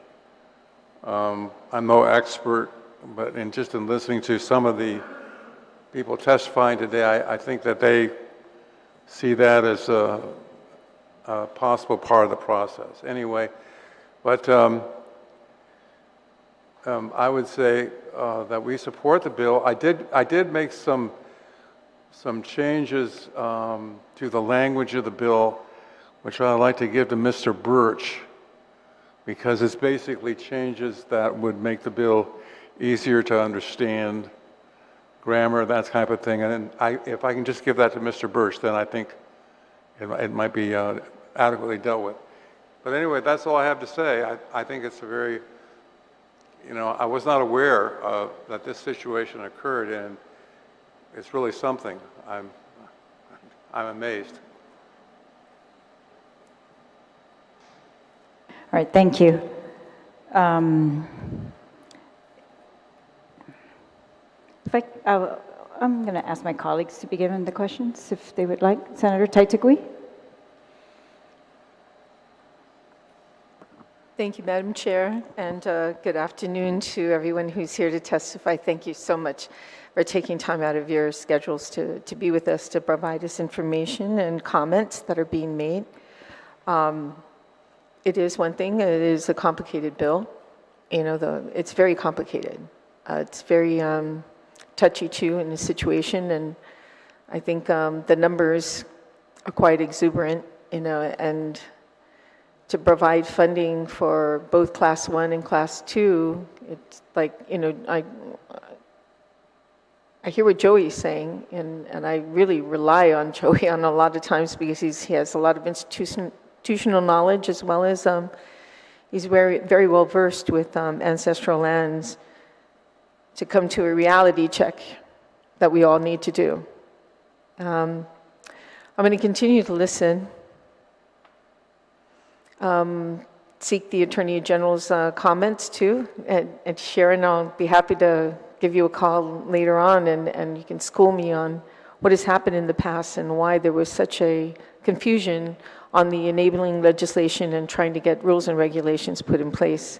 So I'd really, hopefully you can school me more on that. And that's basically what I need to do, is just be more versed on this whole situation right now. But I do know that there's one thing that is glaring in the face for me is the reality of making anything happen. And if we can get to that point, that would be good. We're not going to make everybody happy, that's for sure. And I think we will be sitting here today, and 10 years from now, still not sure how we're going to make everyone happy, and nobody's going to move forward because we're going to want to make everybody happy. And that just can't be the case right now, at this point. If we want to move forward, at least, baby steps, on how to do this. So I've been an advocate from day one about, giving land back and not necessarily, money. Land is so much more precious than a dollar, so much more precious. You can go out and get a job and make money, but to get land, it's very difficult, especially on this island, which is so limited, so limited. So I continue to learn more about this, and I agree with the round table. If we put one together, I thank you, Mr. Guåhan, for that too as well. I really like to get involved with that round table. So other than that, thank you, Madam Chair. Thank you, Senator Teitzgui. Senator Barnett. Thank you, Madam Chair. Not a question, more of just some comments. We grew up without land in our family on both my grandfather and my grandmother's side, but I remember when we used to drive by Radio Barrigada, my grandma and grandpa used to tell me, boy, that used to be our land. Right, so this issue is so close to many of our people's hearts, and I can't help but think of the war claims issue, which to me, I'm just drawing these parallels where we're now discussing how our people can atone for sins that we did not necessarily commit. And that's, on principle, the main issue that I have with this. It's clear from Mr. Leon Guerrero's testimony that we cannot afford to be fair. We cannot afford to pay the fair market value. I caught some of your testimony, $308 million over 40 years at $7 million per year. And you also have, based on 2022 median price, $186,000 per acre. And then in the Class 2 category, we have 36,000 acres. These numbers are obviously astronomical. And we all know that there's no way our government could afford to pay these numbers. But I know a government that could afford to pay these numbers. The federal government, right? And so I just want to, recently in media reports, I've been noticing something that I'm not comfortable with, and that's the administration's redefinition of what one Guam means. So one Guam before, when I was younger, meant that Guam was united in its voice when it spoke to the federal government. That's what one Guam meant. The one Guam approach meant that our congressmen, our governor, our senators, our mayors were on the same page when they went to go and talk to the federal government. But in recent media reports, what troubles me is that the governor has redefined what one Guam means. And the new definition is the governor and the Department of Defense working together to achieve the goals and objectives, which I'm not sure will benefit the people of Guam. And so I would just say that the governor has made it no secret that she has open lines of what she calls very good lines of communication. There's been a committee established that we are supposed to go to this committee and we're supposed to tell them, yes, you're coming here, you're putting the missiles, we're building up. What do you need? And I know that the governor has made it very clear that she's seeking $800 million for the medical complex. And I would just say that I think our governor should get in the federal government's ear and talk about some of these numbers and some of these land stealings and these land takings. And while we're having this conversation about how Guam as an island can be made whole in the face of the impending military buildup, then I think that's a very valid conversation that our governor should have on behalf of everybody whose land has been stolen by the federal government. And I also am just not comfortable, and I hope you'll indulge me, Madam Speaker, because there's been a lot of talk about Eagles Field and the senators who made false promises to the original owners of that property. And I just want to say that coming from my point of view, when you have the property listed here in these documents,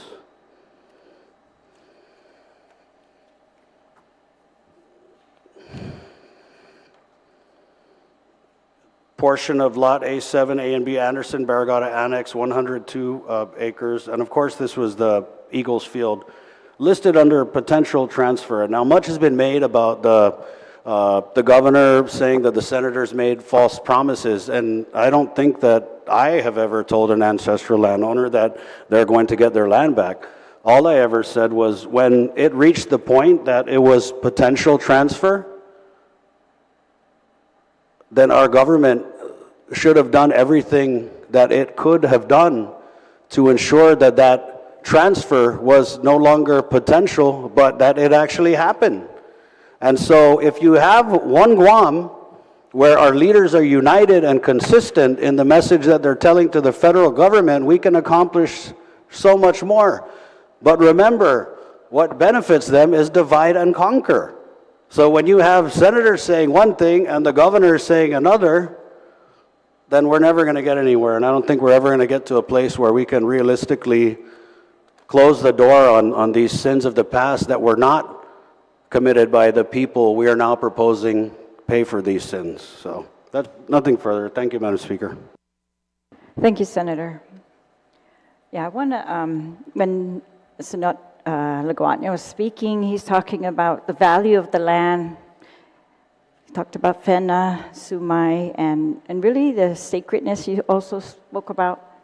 Of course, I agree with that. Maybe it's a generational thing. Maybe it's a little bit less on the younger generations, but hopefully not. But I just want to point out that when the law was originally passed, it was a huge act, of the legislature back then, I think, in defiance of the federal government, saying we are going to show you what justice looks like, and even though you are not giving justice, we are going to do that for these people whose lands was taken, or at least try. And they knew that that was not full justice. There were years lost on the, and however, they recognized as well back then, this was 1999, the law was authored by Senator Mark Forbes, Public Law 2545, and it established this commission. It recognized the two classes of landowners that we're talking about today. And they laid out the procedures for class 1. But they also said, as to both classes of, what they said, in pursuing just remedies and redressing the harm done, two classes of landowners emerge: those whose lands have been declared excess by the federal government and those whose lands have not been declared excess and may or may not likely be declared excess by the U.S. in the future. It isn't the intent of the legislature to address both. And then they go on and they say, they find the continuing need to pursue just remedies to redress the harm done to landowners as individuals and to Guam as a whole, resulting from the taking of Guamanian lands by the United States on or after January 1, 1930. And then they say, as to both classes of landowners, or particularly, I think here, the second class of landowners, which there was no process for in the bill, in the law, they said the Guam Economic Development Authority and the Department of Land Management are hereby granted the additional powers required to aggressively continue Guam's landowners' campaign for equal political and socio-economic justice under American law, to include the authority and the responsibility required as provided herein to determine just compensation for the loss of their interest in land, the pursuit of recovery of that, by accomplishing just remedies as have been provided herein. And it has been, GIDA plays a very instrumental role in demanding return of the land that we have had returned. And there was a process put in place by Congress, the net negative process that the military calls it, because they made a promise that they would, in the buildup, result in a net negative taking of land. In other words, the buildup would not take more land than that which they returned. So they went through a excess land return, and that law is perfectly valid. GIDA and the governor sent letters as appropriate in 2019. But since 2019, those lists that we received back from the Secretary of Navy have not been changed. I think some of the lands that were titled return in progress and transfer in progress and potential transfers, that we should do everything in our power to continue to advocate that those potential transfers become transfers in progress or transfers completed. I believe we're still there. That should never be given up. And that's why I really feel for these people who are being proposed that, it's one remedy, but they will have to extinguish their claims to those properties. Anyone under this bill who receives any type of compensation extinguishes their claims to those properties forever, according to the bill. I think I'm so grateful to Joey for the actual numbers. And so he's calculating 308 million for Tizen landowners alone, 308 million. If we divide that over the 40 years in the bill, that would be 7 million per year. If we divide that over the 20 years that Gita's suggesting, maybe we should do it 20 years. Of course, that's more ideal. That would be, double the 7 million per year or some, I don't know the actual calculations, but obviously more than 7 million per year just for Tizen landowners alone. That's a huge amount of land that was taken, and these families have fought, and I give them a lot of credit because we know what we know today because of their fight. The Class 2, so we're proposing now to add on top of the Tizen landowners, those landowners whose properties is in return right now to the government of Guam, and in addition, so maybe some owners of Route 1, Route 4 that Joey talked about that were returned in 2012, just a portion of those routes was returned. So that's all of our Class 1. I don't think the funding in the bill is enough, obviously. I don't even think the $2 million a year proposed, if it was actually appropriated, it's going to be enough. So I agree, we need a lot more ideas. My issue also is the Class 2. So Class 2, adding them now, 36,000 acres. Joey, do you have an amount for that? 36,000 acres? You said at your fair market value would be what? The way the bill was written, though, it's for market value at time of return. at the time of taking. I mean, taking, yeah. Yeah, and then they included inflation. Yeah. So I don't have a figure on that. Okay, that's my question. Does anyone know how we would calculate the fair market value at the time of the taking and add inflation? Maybe, Gita, if you could help us with that. Mm-hmm.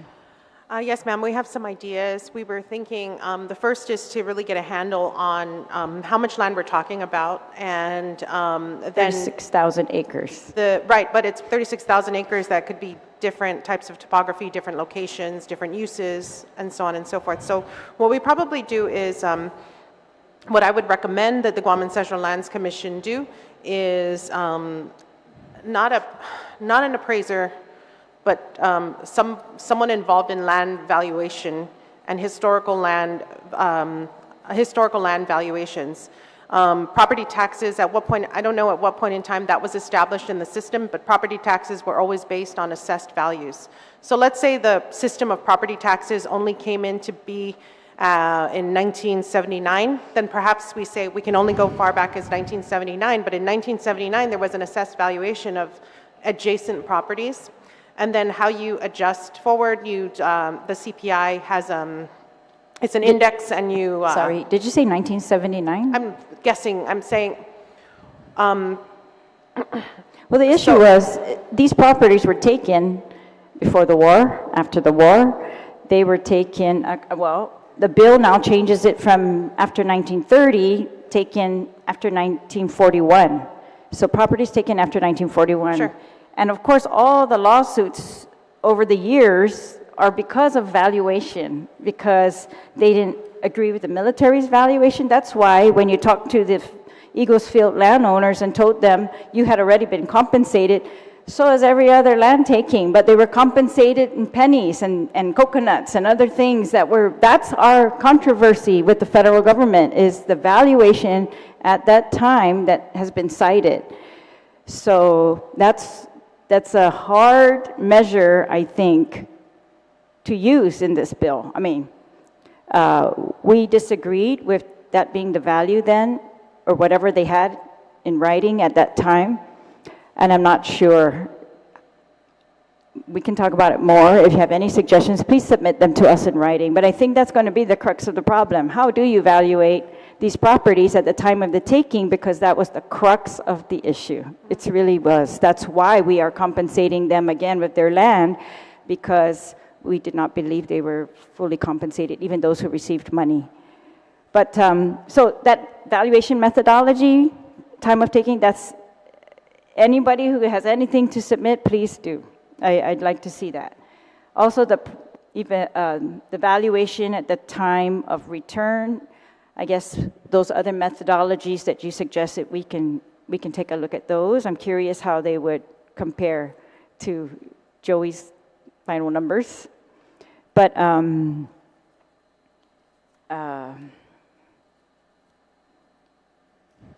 all right, and Joey correctly pointed out that the current law only compensates those where the land was returned after 1999.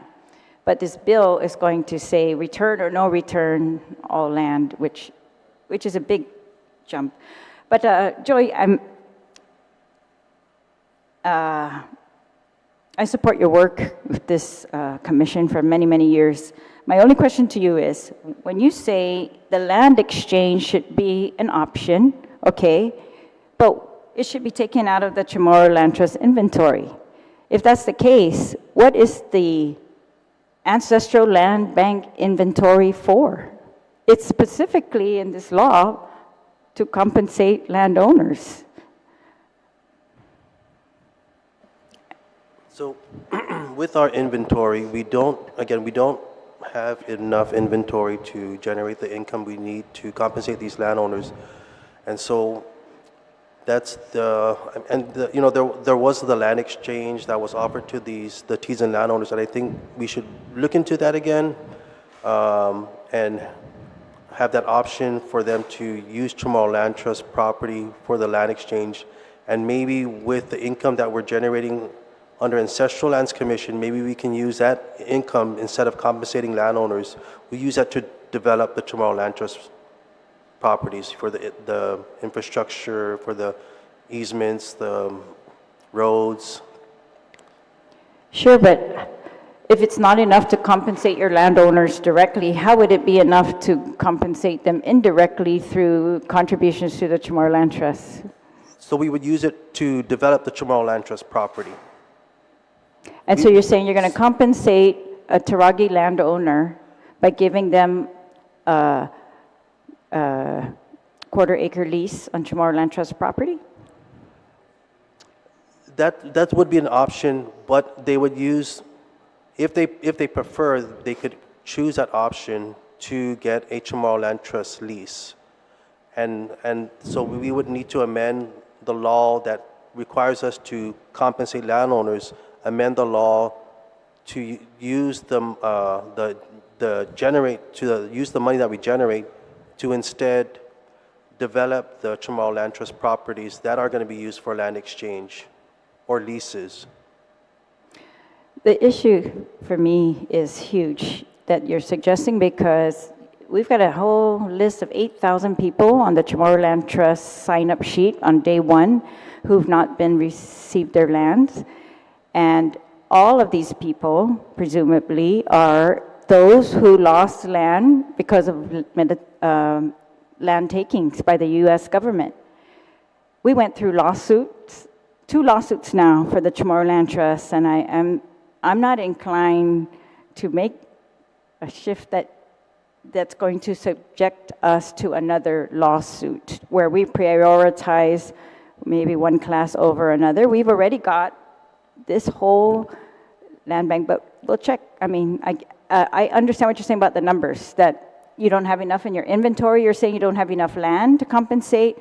You have enough for the Tizen landowners and the Class 1. You have enough land.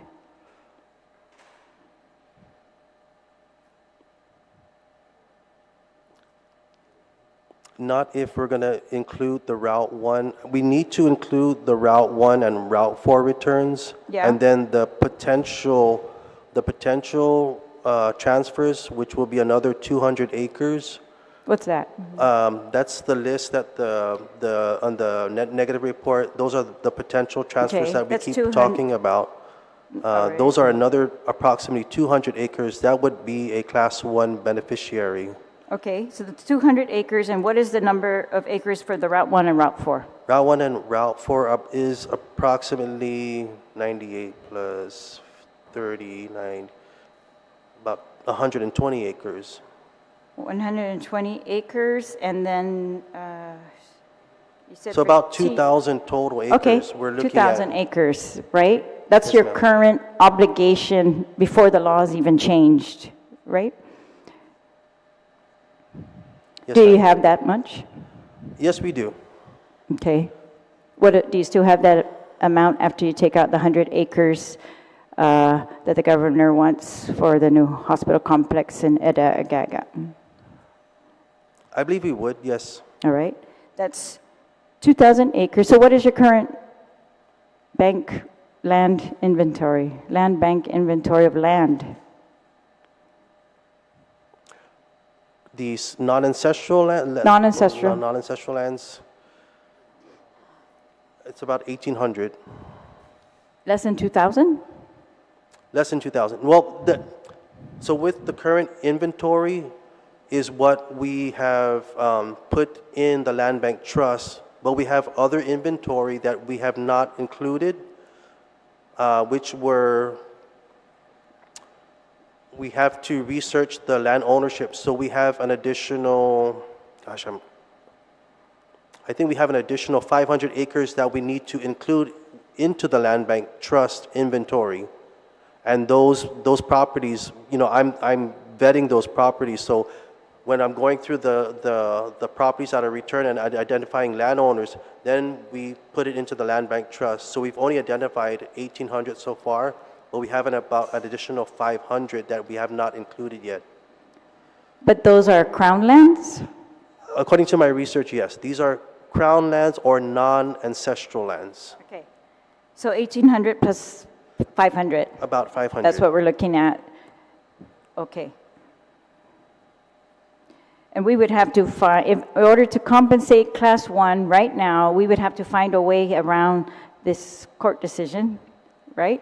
Yes. But if we were to do the land exchange, then ancestral lands will not be able to fund itself. If Ancestral Lands does a land exchange, Yes. if they are authorized to do land exchange, which it looks like they might be, but that's not what was going on back Yeah. then. Yeah, All so- right. And then if you did this land exchange with Crown Lands, that would wipe out your inventory of Crown Lands. Pretty much, yes. And that may affect future land returns if there are more excess federal lands. Then how would we compensate those landowners? Exactly. If Guam. So that's why the board kind of leaned against land exchanges and preferred the route of compensation monetarily. That's right. That's why we were hoping for income-producing properties, right, that we could use and grow. Yes. Okay. All right. Do you have a good list of contacting the Tizen landowners? We have a list, but it has not been updated. But I always tell these landowners whenever they call, or I always say, please update your contact information. So we have contact information, but that's 10 years ago, maybe even more. And so these numbers may be disconnected or not in service. All right. Well, I'm going to announce it for anyone who's listening, if they're not in contact with you, to contact you and give you their contact information so that that's updated. I think that should always be updated, those who are Class 1 beneficiaries right now. Class 2 beneficiaries, how would we know who these people are. I know I got a document dump by the Ancestral Lands Commission and BBMR when I asked for a list. So let's just say we take it in parcels and we say, the parcels are pretty big. Well, Eagles Field. We know the landowners for Eagles Field because of all the discussion we had on Eagles Field, right? And you kind of have a contact information for those who were willing to contact you, Yes. Eagles Field, right? We'd have to do that with all the parcels, Anderson Air Force Base, FENA, Sumai, right? NCS. Okay. Pardon? Commissioner Laguan. Jawa, Madam Speaker, dispensate. Ano mentine hinapsan ni, edusya na tauto ni na familia, mangaitano gihalom, manahalom ma, za umbisuno, esta mabebendi. After mano mabendi to na tano, ang inlek mo na gagagagi militar. Some of those lands were sold by the Castros. Ito na tano ni problema ni taza access dan tisina mabendi or litek dan. Edzigi siya, retirian. Lo hinapsan, manahaluma, manlolantsugi, za ombisunu, mabebendi. Kwasya tiningo, mamamantano gui. They bought it from the Castros. Okay, but what's the point? Because that happened with many of the ancestral lands that were returned. Esta matsutsuli tano niya. They have their properties, esta. Kipareo nami. Taza access, gaya militar. Lo, manafanahaluma. All right, well, Esta benaklara, esta. okay. Esta. I know that, well, I think it should be our priority to continue to demand return of excess lands. Anything that looks like a park or a beach, I don't think is critical to defense, and that those should be deemed excess. So I want to thank Gita for their work, but I want to get those things updated. 2019 was the last, and land management's not here, but Joey's right. There were 200 acres of potential returns, and I think I've heard that some of those already are returned, right? Like what USO was one of those properties, right? Anyways, we need updates. We need cooperation of every agency if we're going to try to pull something like this off in the millions and millions of dollars. Like our low estimate today, Tizen landowners alone, $308 million. That's a proposition, and if we put it over 40 years, I already know. You know, we have people crying in here almost every hearing we have because their parents are dying. But Now we're going to have the children dying in 40 Madam Speaker, years. I think we can do a phased, if we all, as you had just mentioned, if we all come together and provide as much information as we can do a phased approach such that we can solve these problems in a phased way and not hold out for the whole enchilada. And so at least we can satisfy, we just need, I think it's important, as you're absolutely right about the methodology and getting our arms wrapped around what exactly it is, what's the discipline we're going to do at arriving at the number. Gita can help Guam Ancestral Lands Commission raise the money, but we need to know what goal we're marching towards. Are we marching towards 100 million, or are we marching towards 200 million, or We a really billion? know right? it's a minimum of 308 million to take care of Tizen alone, plus the 200 acres that are going to be returned now, and the 120 acres for routes 1 and route 4. So we already have a concrete number, which, I beg to differ. Those are not concrete. okay, what, Those are estimates, ma'am, and I think those are estimates based on averages and so on and so forth. But I think your estimates are I think we can. That's a great place to start, because there's nothing wrong with trying to raise more money and then we need versus less money, and then trying to come up with the money later. Which Joey took the median price in what was the year, Joey? 2022, but the law says at the time of return, which is not 2022, it's Yeah. well before that, adjusted by inflation, so we are not aware if that's the same. Also, the median price is across all sales all over the island, as opposed to a lot in Barragata versus a lot at Terlaje Beach. As opposed to a lot underneath the airport runway. Oh, nice. Yeah, that these guys are trying to commercially lease out for, yeah, I think those are valuable properties. But anyways, are you saying that you're going to come up with a way to fund these amounts? Well, ma'am, I think what we should look at is if the priority, based on the original intent of the law and the creation of Guam Ancestral, was to compensate any land that was given via government to government and not returned to the original owner, then they should be prioritized. But that also I think that the Guam Ancestral Lands Commission, all dispossessed landowners should also have some sort of justice, economic justice. But we don't have that number yet. But I don't think that should hold us back from saying that they could be eligible beneficiaries, just a different kind of eligible beneficiary. And we can make a plan for Class 1 and make a plan for Class 2. And if we can't afford Class 2, then we keep on chipping away and trying to find a solution. And we focus on Class 1 as it was originally intended with the creation of the organization. All right, when the legislature tried to take care of one set of landowners, they were taken to court and deemed that we were taking money out of the trust and for one, and we had others that we had to take care of, and we couldn't do it like that piecemeal. So maybe the Attorney General could help us to decide. Under this bill, would we be able to take care of Class 1 first and Class 2 second? How would you do that? I don't see that in the bill right now. Well, certainly not under this bill. That's a tall order. If there's going to be another hearing, let me research that.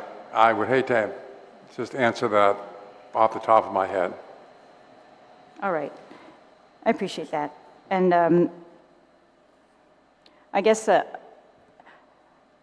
I hope we all have the same conclusion here, that the bill as written is a huge endeavor. We do not have the facts necessary to pass this. I think it would be a disaster that we wouldn't even be able to compensate these Class 1 beneficiaries who have been waiting, who have been recognized, until we come up with the funds as this is written for Class 2 as well.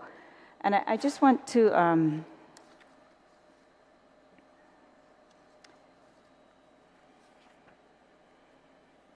right, so we'll continue to receive testimony. As I said, I want to have another hearing. I'm asking Ancestral Lands to help me contact landowners, especially those Route 1, Route 4, the 200 on the potential list, if you can. Those, to me, are the priority of who we should contact.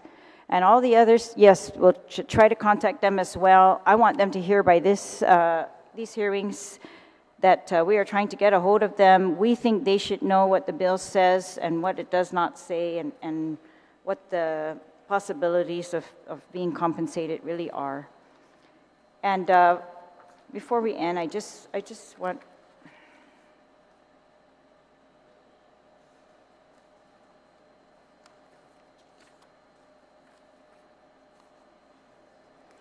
to reiterate, because it continues to be brought up,